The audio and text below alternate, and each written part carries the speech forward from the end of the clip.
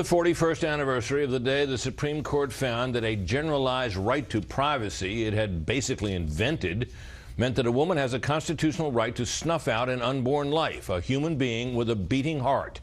That's what a fetus as young as 6 weeks is. Small wonder these protesters still come every year to register their continuing objections. Some estimates are that as many as 55 million abortions, 55 million, have occurred since the court acted. In that time, science has given us an ever clearer picture of just how much of a baby a fetus is. At 20 weeks, we now know these tiny creatures can hear, even recognize a mother's voice. Their toenails are growing and their hearts beat loud enough to be heard by a stethoscope.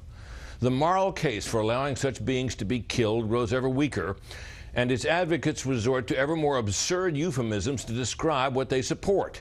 They're not really pro-abortion, they've long said. They're pro-choice. This isn't about killing unborn babies. It's about reproductive health. And the biggest chain of abortion clinics in the country refers to itself as Planned Parenthood. In 2012, this organization says it carried out, quote, abortion procedures 329,445 times.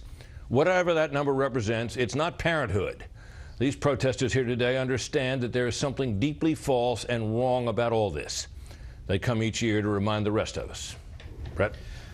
Where do you think this goes from here, politically or otherwise? Well, you saw what the Gosnell case did to the support for abortion rights versus life. Abortion rate is down generally in this country.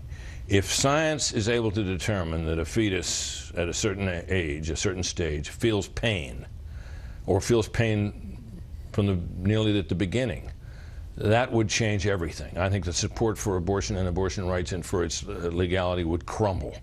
And I think that the political atmosphere around this issue would change almost overnight. So that's the place to look, to see what science tells us next. More on this with the panel as well.